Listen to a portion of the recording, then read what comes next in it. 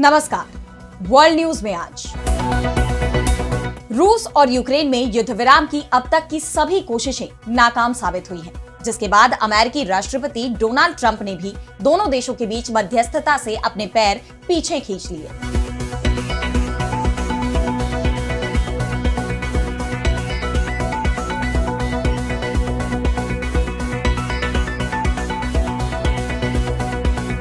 और अब ट्रंप का सब्र का बांध टूट चुका है। यूक्रेन पर रूस के ताबड़तोड़ हमलों को लेकर पुतिन पर उनका गुस्सा फूट पड़ा और ट्रंप ने पुतिन को पूरी तरह से पागल बता दिया। तो क्यों भड़के ट्रंप? किस मोड़ पर है रूस यूक्रेन युद्ध? क्या है दोनों देशों में युद्ध विराम को लेकर संभावनाएं? इन सब पर हम करेंगे विस्तार से चर्चा, लेकिन आइए जरा उन खबरों को भी देख लें जिन पर आगे होगी बात। बांग्लादेश में सियासी उथल पुथल, आर्मी चीफ यूनुस को सत्ता से कर सकते हैं बेदखल। उधर यूनुस ने खुद को बचाने के लिए हिंदुस्तान पर लगाए आरोप। महंगाई बेरोजगारी से जूझते पाकिस्तान ने रक्षा बजट को 18% बढ़ाने का किया फैसला। वैश्विक स्तर पर छिड़ी बहस। इजरायल का गजा के स्कूल में बनाए गए शरणार्थी कैंप पर हमला, 25 की मौत। स्पेन ने की इजरायल पर प्रतिबंध लगाने की मांग। और चलते चलते में देखेंगे अमेरिका दौरे पर निकली शापित गुड़िया को, लोगों में अनहोनी का खौफ। इन सभी खबरों पर हम आगे विस्तार से करेंगे बात, लेकिन पहले एक नजर हेडलाइंस पर। पाकिस्तान के आतंकवाद के खिलाफ भारतीय डेलीगेशन ने गुयाना उपराष्ट्रपति से की मुलाकात। भरत जगदेव बोले, हम पूरी तरह से हिंदुस्तान के साथ। चीन ने जारी किया अजीबोगरीब एडवाइजरी, नागरिकों से कहा बांग्लादेश में शादी नहीं करना, विदेशी पत्नियों के चक्कर में मत पड़ो। अमेरिका टी शर्ट नहीं टैंक बनाना चाहता है। टैरिफ वॉर के बीच अमेरिकी राष्ट्रपति डोनाल्ड ट्रंप का बड़ा बयान। अमेरिकी राष्ट्रपति डोनाल्ड ट्रंप यूरोपीय संघ के साथ टैरिफ पर बातचीत की डेडलाइन 9 जुलाई तक बढ़ाने के लिए तैयार। ट्रूथ सोशल पर दी जानकारी। तो रूस और यूक्रेन के बीच युद्ध थमता नजर नहीं आ रहा। अमेरिका से लेकर यूरोप तक तमाम देशों ने इस युद्ध को खत्म करने की कोशिश की, लेकिन कई दौर की बातचीत भी दोनों ही देशों के बीच युद्ध रोकने का समझौता नहीं करा सकी। रूस अब यूक्रेन पर अपने हमले बढ़ाता ही जा रहा है। 25 और 26 मई की रात रूस ने यूक्रेन पर अभी तक का सबसे बड़ा हवाई हमला किया, जिसमें कुल 367 ड्रोन और मिसाइल यूक्रेन की राजधानी कीव सहित कई दूसरे शहरों पर दागे गए।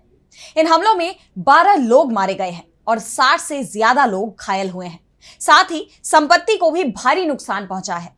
इन हालात में अमेरिकी राष्ट्रपति डोनाल्ड ट्रंप रूस पर भड़क गए। उन्होंने रूसी राष्ट्रपति व्लादिमीर पुतिन को पागल तक कह दिया है। ट्रंप ने अपने social media platform truth social पर पोस्ट कर लिखा कि मैंने हमेशा रूस के व्लादिमीर पुतिन के साथ बहुत अच्छे संबंध रखे हैं, लेकिन उनके साथ कुछ तो हुआ है। वो पूरी तरह पागल हो गए हैं। वो बेवजह यूक्रेन के शहरों में मिसाइल और ड्रोन दागे जा रहे हैं। इसमें बहुत से लोग मारे जा रहे हैं। मैंने हमेशा कहा है कि वो यूक्रेन का सिर्फ एक टुकड़ा नहीं, बल्कि पूरा यूक्रेन चाहते हैं, और शायद ये सही साबित हो रहा है। लेकिन अगर वो ऐसा करते हैं तो इससे रूस का पतन हो जाएगा। हालांकि इस दौरान उन्होंने यूक्रेनी राष्ट्रपति वोलोदिमीर ज़ेलेंस्की की भी निंदा की। ट्रंप ने कहा कि ज़ेलेंस्की जिस तरह से बात करते हैं उससे वो अपने देश का भला नहीं कर रहे। उनके मुंह से निकलने वाली हर बात परेशानियां पैदा करती है।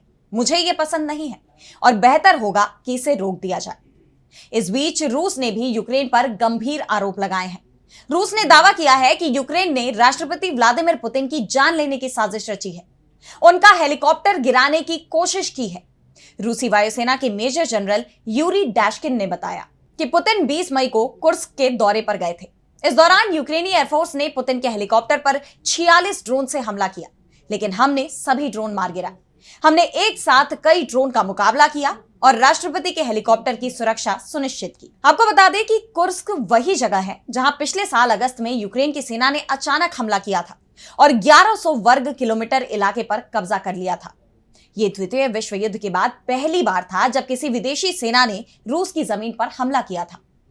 पुतिन ने इस इलाके का दौरा करते हुए कहा था कि अब इस जमीन पर फिर से रूस का कब्जा हो गया है, लेकिन यूक्रेन का दावा है कि उसकी सेना अब भी उस इलाके में डटी हुई है और लड़ाई जारी है।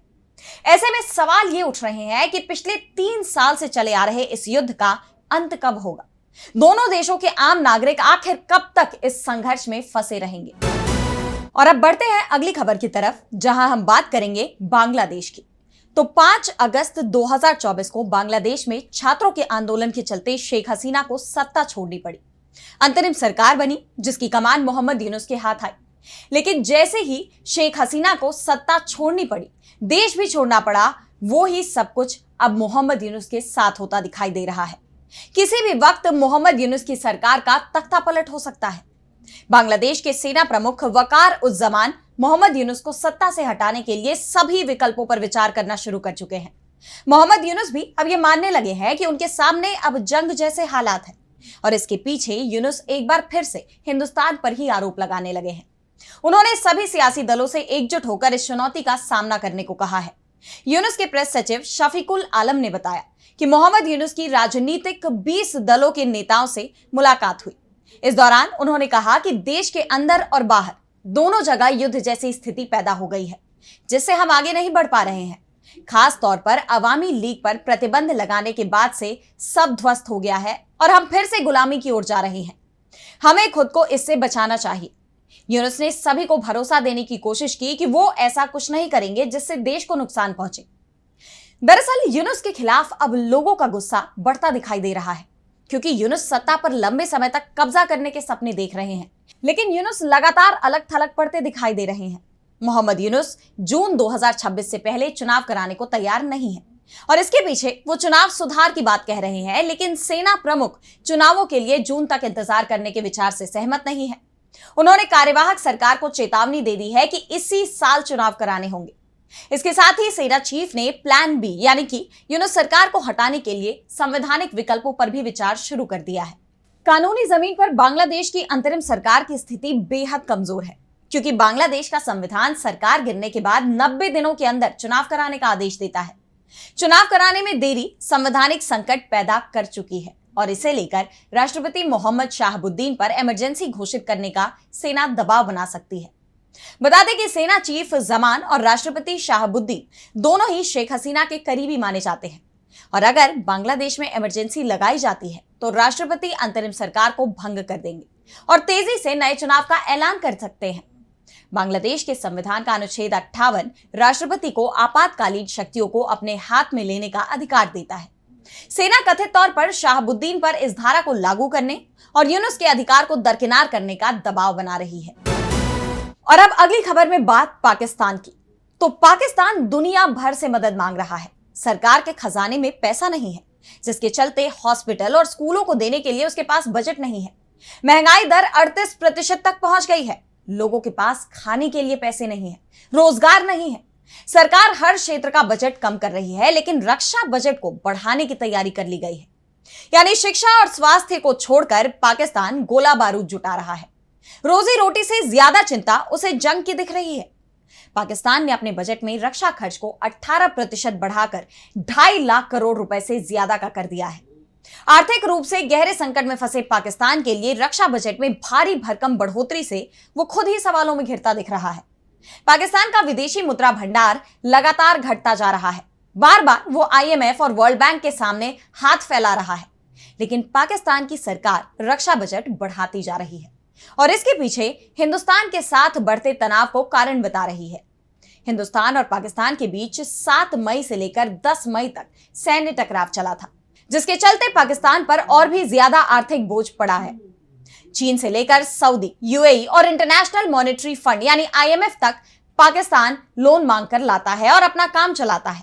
देश की स्थिति इस मामले में बेहद गंभीर है। IMF के आंकड़े के मुताबिक पाकिस्तान का लोन से GDP अनुपात 73.6% के करीब है। टाइम्स ऑफ इंडिया की रिपोर्ट के मुताबिक साल 2024 में 25 अरब डॉलर के व्यापार घाटे और बमुश्किल 3 महीनों के आयात के लायक फॉरेन एक्सचेंज रिजर्व के साथ पाकिस्तान पहले से ही मुश्किल में फंसा हुआ है।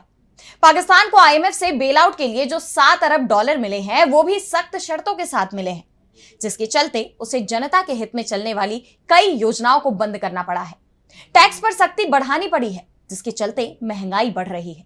इसके साथ ही पाकिस्तान के अधिकांश हिस्सों में अलगाववादी आंदोलन चल रहे हैं, जिसके चलते उद्योग धंधे पूरी तरह से तबाह हो गए हैं।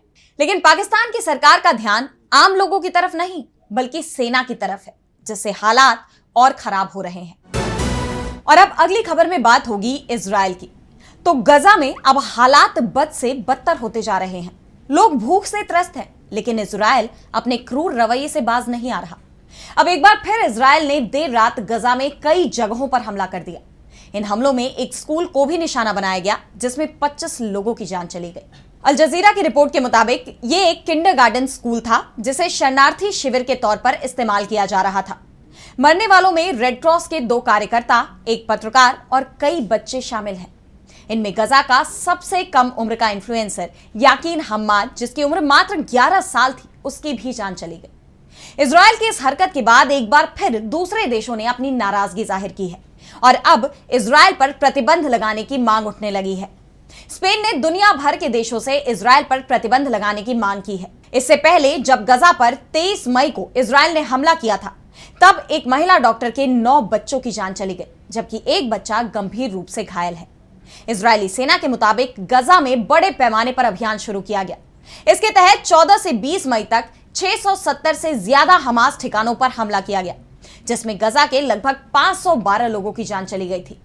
अल जजीरा की रिपोर्ट में बताया गया कि गजा के सरकारी मीडिया ऑफिस ने दावा किया है कि इजराइल ने गजा पट्टी के 77% हिस्से पर कंट्रोल हासिल कर लिया है। उन्होंने संयुक्त राष्ट्र और अंतर्राष्ट्रीय समुदाय से तुरंत हस्तक्षेप की मांग की है। बयान में कहा गया कि इजरायली सेना ने बफर जोन, सुरक्षा कॉरिडोर और भारी गोलीबारी के जरिए गजा के उत्तरी और दक्षिणी हिस्सों को अपने कब्जे में ले लिया है। कार्यालय ने दावा किया कि गजा का 70% से ज्यादा नागरिक बुनियादी ढांचा नष्ट हो चुका है और 19 लाख लोग यानी 85% आबादी अपने घरों से बेघर हो गई है। आपको बता दें कि कुछ दिन पहले इजराइल ने गजा के लोगों को कुछ राहत देते हुए खाने पीने का सामान जाने की इजाजत दी थी, लेकिन इसके अगले ही पल इजरायली प्रधानमंत्री बेंयामिन नेतन्याहू ने घोषणा कर कहा कि गजा में सैन्य अभियान तब तक जारी रहेगा जब तक हमास पूरी तरह से खत्म नहीं हो जाता। इजरायली सेना के हमले में बीते एक सप्ताह में 500 से ज्यादा लोग मारे जा चुके हैं, जिसके बाद से इजराइल के खिलाफ कई देश एकजुट होकर प्रतिबंध की मांग कर रहे हैं, लेकिन इजराइल अपनी हरकतों से बाज नहीं आ रहा। और अब चलते चलते में बात करेंगे अमेरिका दौरे पर निकली शापित गुड़िया की। तो जब भी हॉरर फिल्म की बात होती है तो एनाबेल का नाम सबसे डरावनी फिल्म में माना जाता है। ये वो शापित गुड़िया है जिसने लोगों में डर पैदा किया। एनाबेल का नाम सुनते ही लोगों में डर और रोमांच का स्तर कई गुना ज्यादा बढ़ जाता है। और अब एक ऐसी ही गुड़िया के बारे में हम आपको बताने जा रहे हैं। ये कहानी आपको हैरान कर देगी। शापित गुड़िया अमेरिका दौरे पर निकली है, जिससे लोगों में खौफ देखा जा रहा है। किसी के लिए ये एक सामान्य घटनाक्रम है तो किसी को इसमें अनहोनी की आहट दिखाई दे रही है। ये कथित प्रेत बाधित डॉल मई के महीने में अमेरिका दौरे पर निकली है। डॉल कई राज्यों की यात्रा कर चुकी है और इसका नाम एनाबेल है, जिसे प्रदर्शनी में रखा जाता है और उसे देखने के लिए हजारों की भीड़ उमड़ रही है। लोगों का मानना है कि यह शापित गुड़िया शैतानी ताकतों से जुड़ी है। New England society for psychic research के जरिए आयोजित एक कार्यक्रम के तहत पैरालौकिक शक्तियों और भूत प्रेत में यकीन करने वाले लोग एनाबेल को देखने के लिए उमड़ रहे हैं। 17 और 18 मई को Annabelle psychic and spirit fest के लिए टेक्सास पहुंची थी। एनाबेल से जुड़ी डरावनी भूतिया कहानियों के बैकग्राउंड में उसे देखने पहुंचे लोगों में मनोवैज्ञानिकों, समाजशास्त्रियों, डेविल एक्सपर्ट के साथ साथ आध्यात्मिक सलाहकारों की एक टीम शामिल थी। मशहूर पैरानॉर्मल एक्सपर्ट और रिसर्चर एड और लॉरेन वॉरेन ने बताया कि माना जाता था कि इस डॉल में किसी छोटी लड़की की बुरी आत्मा बसी हुई थी। इसे उन्होंने 1970 के दशक में देखा और खरीदा था। वॉरेन ने कई बार इस एनाबेल डॉल के अपने आप चलने, बड़बड़ाने, उसे चिढ़ाने और उसके साथ दुर्व्यवहार करने वाले लोगों को चोट पहुंचाने की कई कथित घटनाओं के बारे में बताया था। हालांकि इस शापित डॉल की कहानियां बहुत से लोगों को काल्पनिक लग सकती हैं, लेकिन इस डॉल के कैरेक्टर को कई डरावनी फिल्मों और टेलीविजन शो में जगह मिली। अब आप सोच रहे होंगे कि एनाबेल टूर क्यों कर रही है। दरअसल एक नए म्यूजियम जहां इसे रखा जा सके, उसे बनाने के मकसद से फंड जुटाने के लिए इसका टूर कराया जा रहा है। तो आज इस वर्ल्ड बुलेटिन में इतना ही। देश दुनिया की तमाम बड़ी खबरों के लिए बने रहिए डीबी लाइव के साथ और मुझे दीजिए इजाजत। नमस्कार।